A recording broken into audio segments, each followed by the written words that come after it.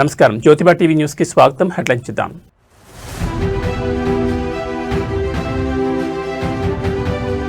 పశ్చిమాసియాలో యుద్ధ జ్వాలలు, ట్రంప్ డెడ్లీ వార్నింగ్.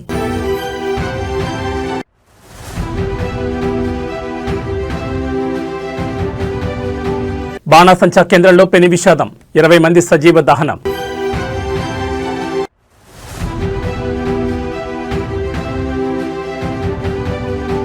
ఫార్ములా ఈ రేస్ కేసులో బిగ్ ట్విస్ట్, కేటీఆర్ కు చిక్కులు.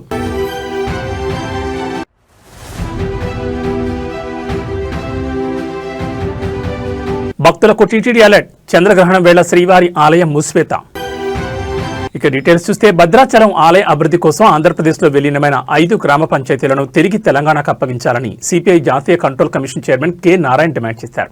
రాజమహేంద్రవరంలో మీడియా ప్రతినిధులతో మాట్లాడిన ఆయన ఈ విషయంలో ఏపీ ముఖ్యమంత్రి చంద్రబాబు నాయుడు మానవతా దృక్పథంతో ఆలోచించాలని కోరారు.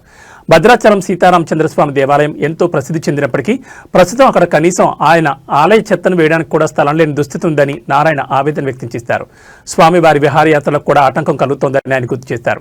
ఇటీవల తెలంగాణ మంత్రి తుమ్మల నాగేశ్వరరావు సీఎం చంద్రబాబును కలిసి 5 గ్రామాలను కోరడాన్ని నారాయణ సమర్థించారు. ఈ ప్రతిపాదన అత్యంత సమంజసమైందని ఆయన పేర్కొన్నారు. రాష్ట్ర విభజన సమయంలో పోలవరం ప్రాజెక్టు కోసం 7 మండలాలను ఏపీలో కలిపిన విషయాన్ని ప్రస్తావిస్తూ ఇప్పుడు ఈ 5 గ్రామాల విషయంలో పట్టుదలకు పోకుండా 2 రాష్ట్రాల మధ్య సామరస్య పూర్వక పరిష్కారం లభించాలని ఆయన సూచించారు.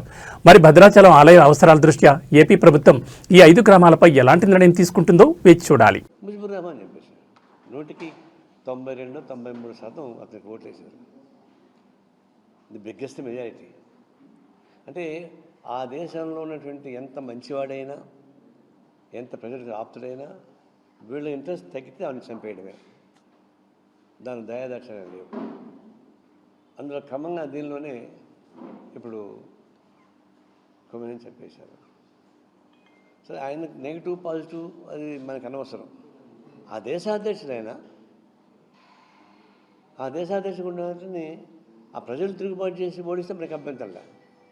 ఇప్పుడు బంగ్లాదేశ్ తిరుగుబాటు చేశారు, అట్లాగే శ్రీలంకలో తిరుగుబాటు చేశారు. అది వాళ్ళ ఇష్టం. ప్రజలు తిరుగుబాటు చేసి గవర్నమెంట్ ఓడించుకోవచ్చు, గెలిపించుకోవచ్చు. మరి అమెరికన్ పాత్ర ఏంటి? నా మాట లేకపోతే నేను చంపేస్తాను చెప్పేసి అంటే చెప్పడం అంటే పాలిటిక్స్ కాదు ఇది. ప్రపంచ టెర్రరిస్ట్ ఎవరన్నా ఉంటే టెర్రరిస్ట్కి నెంబర్ 1 మోడీ కాదు, ట్రంప్ అవుతాడు.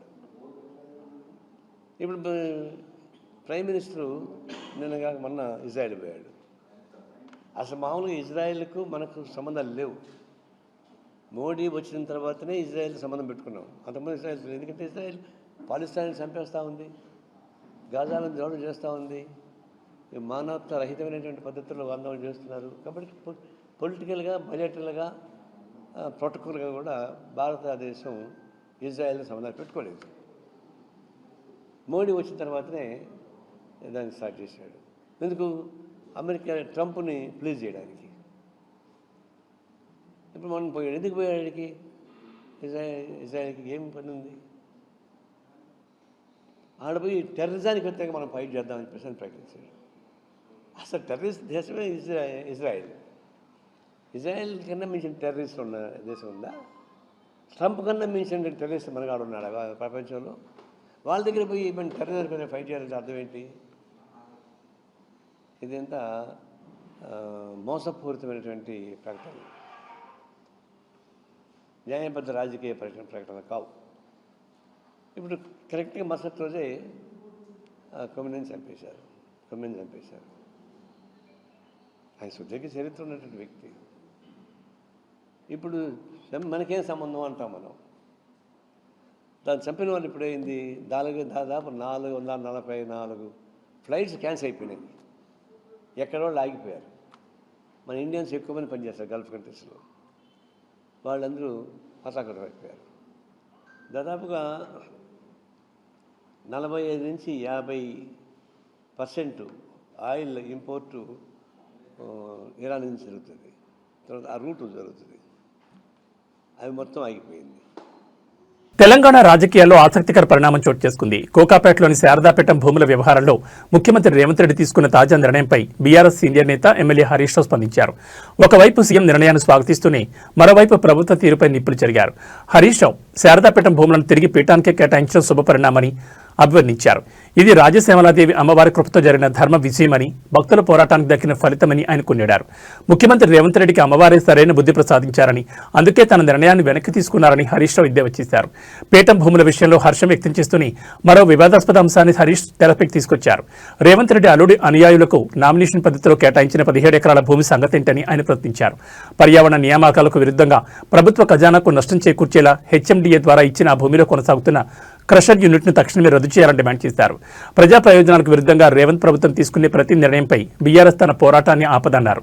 ఖజానాకు తూట్లు పొడిచే పనులను సహించేది లేదన్నారు హరీష్ రావు. రోడ్ యువతల మఠం ఉంది, రోడ్ అవతల 17 ఎకరాల ప్రభుత్వ స్థలం ఉంది. అక్కడ కట్టొచ్చు కదా. వాటర్ వర్క్స్ బిల్డింగ్ కట్టాలంటే, వాటర్ వర్క్స్ ఫెసిలిటీ చేయాలంటే అక్కడ కట్టొచ్చు కదా. అదేమో నీ అల్లునికి అప్పచెప్పినావు. ఇగో ఇది నేను సమాచార హక్కు చట్టంలో ఈ కోకాపేట్లో సర్వే నంబర్ 239, 240లో మైనింగ్ కోసం ఎవరికైనా భూములు కేటాయించారా అని నేనే అడిగాను. ఇందులో స్పష్టంగా చెప్పినారు. సర్వే నంబర్ 239, 240లో భాగ్యలక్ష్మి మైన్స్ అండ్ మినరల్స్ వారికి మేము 10 ఎకరాల భూమి కేటాయించామని చెప్పారు. కేటాయించింది 10 ఎకరాలు, కబ్జా పెట్టింది 17 ఎకరాలు. ఇది ఓఆర్ఆర్ కు కిలోమీటర్ లోపలే ఉన్న నీ అల్లుడికి అప్పచెప్పినవు. ఇది నువ్వు ఈ భాగ్యలక్ష్మి మైన్స్ అండ్ మినరల్స్ వెనుక ఎవరున్నారు? నీ అల్లుడి మనుషులు దీని వెనుక ఉన్నారు. తిరుమల తిరుపతి దేవస్థానం చైర్మన్ బీఆర్ నాయుడును లక్ష్యంగా చేసుకుని సోషల్ మీడియాలో జరుగుతున్న దుష్ప్రచారం ఇప్పుడు తెలుగు రాష్ట్రాల్లో సంచలనంగా మారింది. తన వ్యక్తిగత ప్రతిష్టను అలాగే పవిత్రమైన టీటీడీ గౌరవాన్ని దెబ్బతీసేందుకు కొందరు కుట్ర పన్నారని ఆయన తీవ్రంగా ఖండించారు. గత కొన్ని రోజులుగా బీఆర్ నాయుడు ఒక మహిళతో సన్నిహితంగా ఉన్నట్లు చూపే వీడియోలు సోషల్ మీడియాలో వైరల్ అయ్యాయి. ముఖ్యంగా ప్రత్యర్థి పార్టీ మద్దతుదారులు వీటిని పెద్ద ఎత్తున ట్రోల్ చేస్తున్నారు. ఈ వీడియోలపై స్పందించిన బీఆర్ నాయుడు ఇవి పూర్తిగా ఏఐ సాంకేతికతతో సృష్టించినవని స్పష్టం చేశారు. తన రూపాన్ని అనుకరించేలా అత్యున్నత సాంకేతికతను వాడుకుని ఈ తప్పుడు వీడియోలు రూపొందించారని ఆయన ఫేస్బుక్ వేదికగా వివరించారు. వ్యక్తిగతంగా తనను అప్రదిష్టపాలు చేయడమే కాకుండా హిందూ ధర్మానికి నిలయమైన తిరుమల ప్రతిష్టను దిగజార్చేందుకు ఈ పని చేస్తున్నారని ఆయన ఆవేదన వ్యక్తం చేశారు. డీప్ ఫేక్ అనేది ఏఐ టెక్నాలజీ ద్వారా ఒక వ్యక్తి ముఖాన్ని, గొంతును మరొకరిపై అతికించి వారు నిజంగానే ఆ పని చేస్తున్నట్లుగా భ్రమ కలిగించే ప్రక్రియ. ప్రస్తుతం ఇలాంటి వీడియోను గుర్తించడం సామాన్యులకు కష్టతరంగా మారింది. సాంకేతికతను ఆసరాగా చేసుకుని జరుగుతున్న ఈ వ్యక్తిత్వ సహనంపై బీఆర్ నాయుడు చట్టపరమైన చర్యలకు సిద్ధమవుతున్నట్టు తెలుస్తోంది. మరి ఈ ఫేక్ వీడియోల మూలాలను సైబర్ క్రైమ్ పోలీసులు ఎలా ఛేదిస్తారో చూడాలి. మరి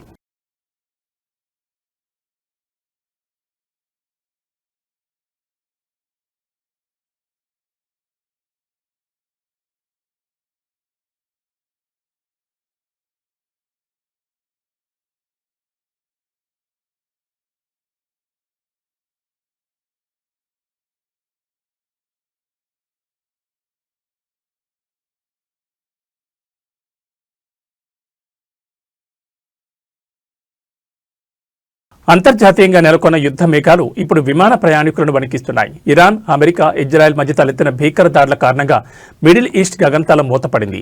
దీని ప్రభావం మన శంషాబాద్ అంతర్జాతీయ విమానాశ్రయంతో పాటు దేశవ్యాప్త విమాన సర్వీసులపై తీవ్రంగా పడింది. ఇరాన్ జరుపుతున్న భీకర దాడుల నేపథ్యంలో భద్రతా కారణాల దృష్ట్యా పలు మిడిల్ ఈస్ట్ దేశాలు తమ గగనతలాన్ని తాత్కాలికంగా మూసివేశాయి. దీంతో అంతర్జాతీయ విమానాల రాకపోకలకు తీవ్ర అంతరాయం ఏర్పడింది. హైదరాబాద్లోని రాజీవ్ గాంధీ అంతర్జాతీయ విమానాశ్రయం నుంచి Doha, Abu Dhabi, Jeddah, Saudi Arabia వంటి ప్రధాన నగరాలకు వెళ్లాల్సిన సర్వీసులు రద్దయ్యాయి.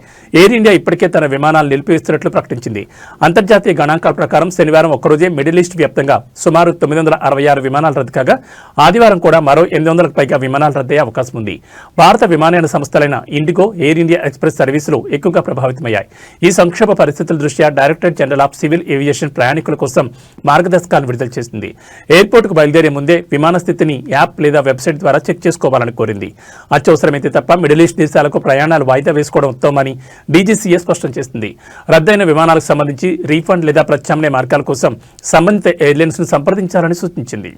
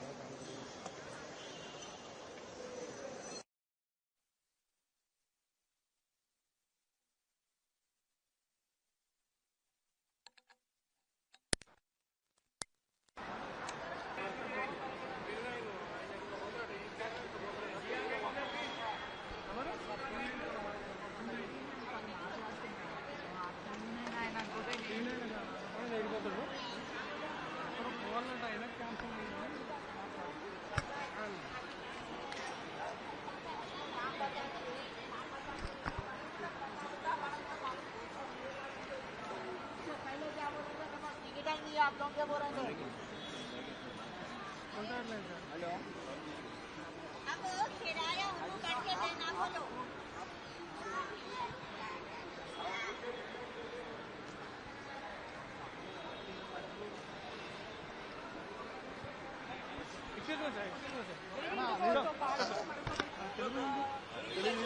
వెళ్ళాలి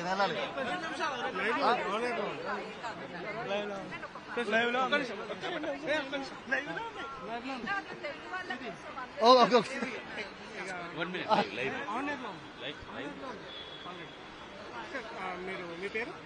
జగన్ నా పేరు జగన్మోహన్ రెడ్డి. నేను యూకే వెళ్ళాలి, లండన్ ఎయిర్పోర్ట్. అవును సార్, ఇండిగో. నాది హైదరాబాద్ టు ముంబై ఏమో 10కి హైదరాబాద్, రీచింగ్ ముంబై 11:35. ఫ్రమ్ ముంబై నా ఫ్లైట్ 2:20. అంటే అదే మీకు తెలుసు, మిడిల్ ఈస్ట్ లో ఆబ్వియస్లీ సేఫ్టీ రీజన్స్ వల్ల చాలా ఫ్లైట్స్ క్యాన్సిల్ అయ్యాయని చెప్తున్నారు. తప్పదు కదండి, మాకు ఇంకా ఆప్షన్స్ ఏం లేవు. వాళ్ళు ఆప్షన్స్ ఏమైనా ఉన్నాయా ఆల్టర్నేట్ ఫ్లైట్స్ అంటే మీరు కాల్ చేయండి. తెలంగాణ రాజకీయాల్లో మరో బాంబు పేలబోతోందా? ఫార్ములా ఈ కార్ రేస్ వ్యవహారంలో మాజీ మంత్రి కేటీఆర్ చుట్టూ ఉచ్చు బిగిస్తోందా? ఈ కేసులో నిందితుడిగా ఉన్న సీనియర్ ఐఏఎస్ అధికారి అరవింద్ కుమార్ సంచలన నిర్ణయం తీసుకున్నట్టు తెలుస్తోంది. ఈ పరిణామం బీఆర్ఎస్ వర్గాల్లో గుబులు రేపుతోంది. ఫార్ములా ఈ రేస్ కేసులో A2 నిందితుడిగా ఉన్న అరవింద్ కుమార్ తాజాగా అప్రూవర్గా మారేందుకు సిద్దమైనట్లు విశ్వసనీయ వర్గాల సమాచారం. తనపై విచారణ జటిలమవుతున్న నేపథ్యంలో ఏసీబీ అధికారులతో ఆయన సంప్రదింపులు జరుపుతున్నట్లు ప్రచారం జరుగుతోంది. మున్సిపల్ శాఖ ప్రిన్సిపల్ సెక్రటరీగా పనిచేసిన సమయంలో నిబంధనలకు విరుద్ధంగా కోట్లాది రూపాయల నిధుల మళ్లింపు జరిగిందని ఏసీబీ ఇప్పటికే గుర్తించింది. ఒకవేళ అరవింద్ కుమార్ అప్రూవర్గా మారి సాక్ష్యం చెబితే అప్పటి మంత్రి కేటీఆర్ మేడకు ఈ కేసు గట్టిగా చుట్టుకునే అవకాశం ఉంది. అరవింద్ కుమార్ ను ప్రాసిక్యూట్ చేసేందుకు కేంద్ర పర్సనల్ అండ్ ట్రైనింగ్ శాఖ ఇప్పటికే అనుమతించింది. అటు కేటీఆర్ ప్రాసిక్యూషన్ కు గవర్నర్ కూడా గ్రీన్ సిగ్నల్ ఇవ్వడంతో విచారణ వేగవంతమైంది. ఇటీవల జరిగిన ఐఏఎస్ బదిలీలో అరవింద్ కుమార్ కు ప్రభుత్వం ఎలాంటి పోస్టింగ్ ఇవ్వలేదు. ఛార్జిషీట్ దాఖలు చేసే లోపే ఆయన అప్రూవర్ గా మారి నిజాలు వెల్లడిస్తారని ఉత్కంఠ నెలకొంది. అరవింద్ కుమార్ నోరు విప్పితే ఫార్ములా ఈ రేస్ వెనుక ఉన్న అతలు కుట్టు బయటపడుతుందా? కేటీఆర్ మేడకు ఈ చిక్కులు ఎలా చుట్టుకుంటాయి అనేది ఇప్పుడు రాష్ట్ర రాజకీయాల్లో హాట్ టాపిక్ అయింది.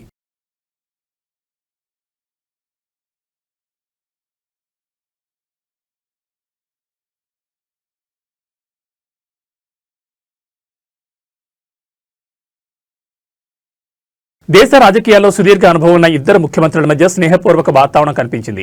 బీహార్ ముఖ్యమంత్రి నితీష్ కుమార్ పుట్టినరోజును పురస్కరించుకుని ఆంధ్రప్రదేశ్ ముఖ్యమంత్రి చంద్రబాబు నాయుడు ఆయనకు హృదయపూర్వక శుభాకాంక్షలు తెలిపారు. బీహార్ సీఎం నితీష్ కుమార్ ఈ రోజు తన 76వ జన్మదినాన్ని జరుపుకుంటున్నారు. ఈ సందర్భంగా ఆదివారం ఉదయం సోషల్ మీడియా ప్లాట్ఫామ్ ఎక్స్ వేదికగా చంద్రబాబు ప్రత్యేక సందేశాన్ని పోస్ట్ చేశారు. నితీష్ కుమార్ సంపూర్ణ ఆయురారోగ్యాలతో సంతోషంగా ఉంటూ సుదీర్ఘకాలం ప్రజాసేవలో కొనసాగాలని చంద్రబాబు ఆకాంక్షించారు. భారత రాజకీయాల్లో అత్యంత అనుభవజ్ఞులైన నాయకుల్లో నితీష్ కుమార్ ఒకరని, బీహార్ అభివృద్ధికి మరియు ప్రజల సంక్షేమానికి ఆయన చేస్తున్న కృషిని చంద్రబాబు ఈ సందర్భంగా ప్రశంసించారు. ప్రస్తుతం కేంద్రంలోని ఎన్డీఏ కూటమిలో తెలుగుదేశం పార్టీ మరియు జనతాదళ్ యునైటెడ్ కీలక భాగస్వాములుగా ఉన్న నేపథ్యంలో ఈ ఇద్దరు సీనియర్ నేతల మధ్య ఉన్న సాన్నిహిత్యం జాతీయ రాజకీయాల్లో ప్రాధాన్యత సంతరించుకుంది. నితీష్ కుమార్ పుట్టినరోజు సందర్భంగా దేశవ్యాప్తంగా పలువురు రాజకీయ ప్రముఖులు ఆయనకు శుభాకాంక్షలు తెలుపుతున్నారు. ప్రకాశం జిల్లాలో భారీ అగ్ని ప్రమాదం కలకలం రేపింది. టంగుటూరు మండలంలోని ప్రముఖ పొగాకు సంస్థ గాడ్ఫ్రే ఫిలిప్స్ ఇండియాలో ఆదివారం ఉదయం ఒక్కసారిగా మంటలు చెలరేగాయి. ఈ ప్రమాదంలో కోట్ల రూపాయల విలువైన ఆస్తి నష్టం వాటిల్లింది. కంపెనీలోని పొగాకు గ్రేడింగ్ యూనిట్ల మంటలు ఒక్కసారిగా చెలరేగి వేగంగా వ్యాపించాయి. దట్టమైన పొగతో పరిసర ప్రాంతాలు అంధకరమయంగా మారాయి. సమాచారం అందుకున్న వెంటనే అగ్నిమాపక యంత్రాలు ఘటనా స్థలానికి చేరుకున్నాయి. సిబ్బంది చాకచక్యంగా వ్యవహరించి మంటలు పక్కనే ఉన్న ఇతర గిడ్డంగులకు వ్యాపించకుండా అడ్డుకోగలిగారు. ఈ ప్రమాదంలో సుమారు 2,000కు పైగా పొగాకు బెళ్లు పూర్తిగా కాలిపూర్తయ్యాయి. దీనివల్ల కంపెనీకి కోట్ల రూపాయల మేర నష్టం వాటిల్లిందని అంచనా వేస్తున్నారు. విద్యుత్ సరఫరాలో ఏర్పడిన షార్ట్ సర్క్యూట్ కారణంగానే ఈ ప్రమాదం జరిగి ఉండొచ్చని పోలీసులు ప్రాథమికంగా భావిస్తున్నారు. ప్రస్తుతం పోలీసులు కేసు నమోదు చేసుకుని దర్యాప్తు చేస్తున్నారు. అగ్ని ప్రమాదానికి అసలు కారణాలు విచారణలో తెలియాల్సి ఉంది.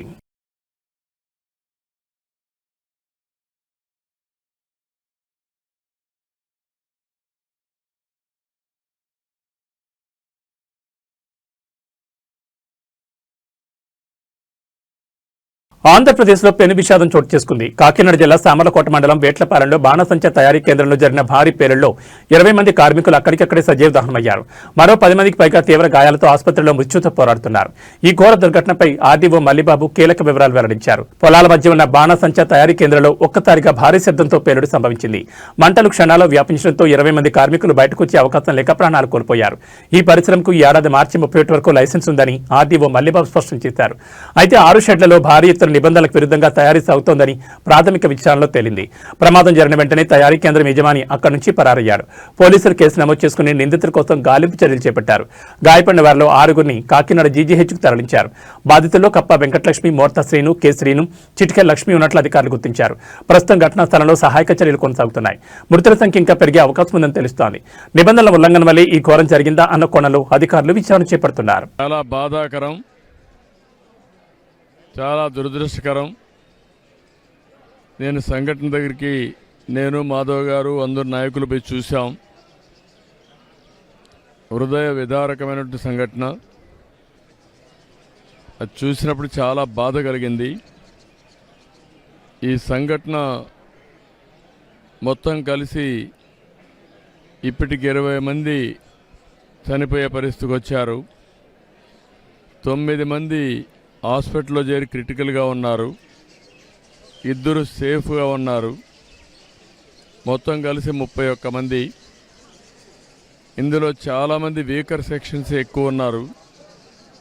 అందులో కూడా ఎస్సీలు అయితే దగ్గర 12 మంది ఎస్సీలు ఉన్నారు. ఒక 9 మంది మహిళలు ఉన్నారు. ఇప్పుడు వాళ్ళని లోపల కూడా పరామర్శించాం. చాలామంది పేదరికం, ఏదో కూలి పని చేసుకొని ఇల్లు గడపాలనే పరిస్థితి. అవన్నీ కూడా చూసిన తర్వాత జరిగిన సంఘటన పైన చాలా ప్రభుత్వం సీరియస్గా తీసుకుంటున్నాం. ఈ సంఘటన ఇటీవల ఒక సంఘటన జరిగింది. దానిపైన ఒక ఎంక్వైరీ వేసాం. ఎంక్వైరీ రిపోర్ట్ కూడా పంపించాం. యాక్షన్ తీసుకోమని చెప్పిన తర్వాత రెండో సంఘటన జరిగింది. ప్రభుత్వం ఫర్మ్గా ఉండి రాబోయే రోజుల్లో ఇలాంటి పునరావృతం కాకుండా చూడడానికి అన్ని విధాల యాక్షన్ తీసుకుంటాం. ఈ సంఘటన ఎంక్వైరీ చేసి అందరికీ అకౌంటబిలిటీ ఫిక్స్ చేస్తాం. ఎవరెవరు ల్యాప్సెస్ ఉన్నాయి, ఎక్కడెక్కడ ల్యాప్సెస్ ఉన్నాయి అన్నీ కూడా ఫిక్స్ చేస్తాం. మొట్టమొదటిసారిగా అక్కడుండే ఆఫీసర్లు, ఆర్డీఓ కన్సర్న్, డిఎస్పి, అదే మరి district labour officer, fire officer, వీళ్ళ 4 సస్పెన్షన్లో పెడుతున్నాం. సస్పెన్షన్లో పెట్టి భవిష్యత్తులో ఎంక్వైరీ చేసిన తర్వాత ఎక్కడ లాక్సిటీ ఉన్నా, ఎక్కడ తప్పు ఉన్నా వాళ్ళపైన కూడా చర్యలు తీసుకుంటాం. రెండోది, మనుషులు కూడా కొంతమంది విచ్చలవిడితనానికి అలవాటు పడ్డారు. ఇలాంటి నేరాలు చేసి ప్రజా జీవితాలతో చెలగాటమాడే పరిస్థితికి వచ్చారు. వాళ్ళపైన క్రిమినల్ ప్రాసిక్యూషన్ చేయడమే కాకుండా చట్టపరంగా వాళ్ళని ఏం చేయాలనో అరెస్ట్లే కాకుండా ప్రాసిక్యూషన్ చేపిస్తాం. వీలైనంత వరకు లైఫ్ ఇంప్రిజన్మెంట్ వచ్చే ప్రయత్నం చేస్తాం. ఇంకొక పక్కన వాళ్ళ ఆస్తులు కూడా జప్తు చేసి బాధితులకు అందరికీ ఎవరైతే చనిపోయారో వాళ్ళందరూ కూడా కుటుంబాలకు అప్పచెప్తాం. ఎందుకంటే వీళ్ళు ఇష్ట ప్రకారం చేయడానికి వీలు లేదు. అదే మరి ప్రభుత్వ పరంగా ఒక్కొక్కరికి 20 లక్షల రూపాయల ఆర్థిక సహాయం చేసి మృతులందరికీ 20 లక్షల రూపాయల ఆర్థిక సహాయం చేస్తాం. గవర్నమెంట్ ఆఫ్ ఇండియా 2 లక్షలు ఇచ్చారు. అది కాకుండా 20 లక్షలు ఇస్తాం. అదే మాదిరిగా వీళ్ళందరికీ ట్రీట్మెంట్ ఇస్తున్నాం. ఆ ట్రీట్మెంట్ అంతా ఖర్చు పెట్టి